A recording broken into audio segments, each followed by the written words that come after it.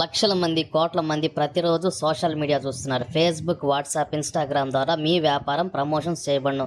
ఈ రోజుల్లో మీరు మీ వ్యాపారానికి డిజిటల్ మార్కెటింగ్ యూజ్ చేసుకోలేకపోతే వ్యాపారంలో చాలా వెనకబడతారు. స్క్రీన్ మీద ఉన్న నెంబర్కి కాల్ చేయండి. LBR digital marketing. మీరు చూస్తున్నారు ప్రొఫెసర్ బుల్లోడు యూట్యూబ్ ఛానల్. ఖచ్చితంగా లైక్ చేయండి, కామెంట్ చేయండి, సబ్స్క్రైబ్ చేయండి. మీ అభిప్రాయాన్ని ఖచ్చితంగా కామెంట్ అయితే చేయండి. ముందుగా ఒక చిన్న లైక్ కొట్టండి.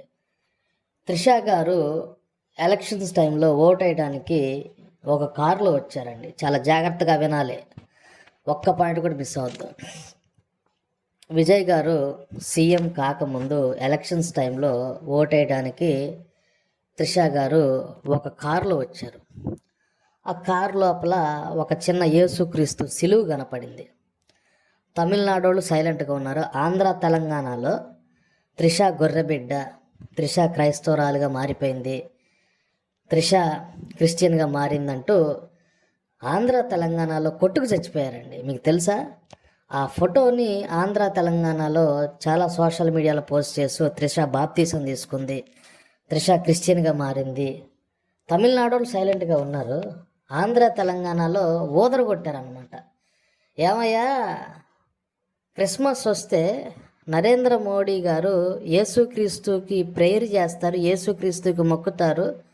నరేంద్ర మోడీ గారు క్రిస్టియన్ చర్చిలో ప్రేయర్లో పాల్గొని యేసుక్రీస్తు విగ్రహానికి మొక్కుతారండి. అంత మాత్రం నరేంద్ర మోడీ గారి క్రిస్టియన్ అయిపోతారా?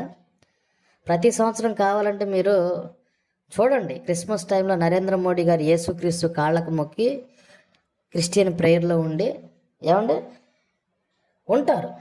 అంత మాత్రం నరేంద్ర మోడీ గారిని క్రిస్టియన్ అంటావా? తప్పు కాదు.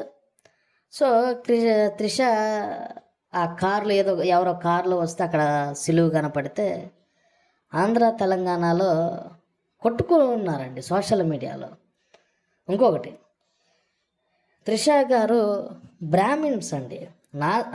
త్రిష గారు బ్రాహ్మణ కులం అన్నమాట. వాళ్ళు హిందూస్. ఎక్కడ కూడాను త్రిష గారు నేను క్రిస్టియన్ని, నాకు యేసుక్రీస్తు అంటే ఇష్టం అని ఒక్కచోట కూడా చెప్పలేదు. మరొకటి, త్రిష గారు బ్రాహ్మణు, అది పక్కన పెట్టండి. ఏమండి, విజయ్ జోసెఫ్ గారు సీఎం అయింది తమిళనాడులో. ఆయన సీఎం అవటం ఏంటి, ప్రతిరోజు ఆంధ్ర తెలంగాణలో కొట్టుకోవటం ఏంటండి సోషల్ మీడియాలో? అతను ఏమైనా ఆంధ్రాకి ఏమైనా అన్యాయం చేశాడు? అతని గురించి మనకెందుకండి? అతను మాదిగా అని కొంతమంది సోషల్ మీడియాలో పోస్టులు పెడుతున్నారు. అతను మాదిగా అయితే మనకెందుకు, క్రైస్తవుడు అయితే మనకెందుకు, నాస్తికుడు అయితే మనకెందుకు? త్రిష గారు బ్రాహ్మిన్స్. ఆయన ఏ కులం అనేది మనకు తెలీదు, మనకు అనవసరం. విజయ్ జోసెఫ్ గారి గురించి మనకు అనవసరం అండి. వాళ్ళిద్దరి గురించి ఆంధ్ర తెలంగాణ సోషల్ మీడియాలో వేరే పని పాట లేదా? పొద్దాకలు అవసరం మనకి చెప్పండి. అతను ఏ కులం అయితే మనకెందుకండి?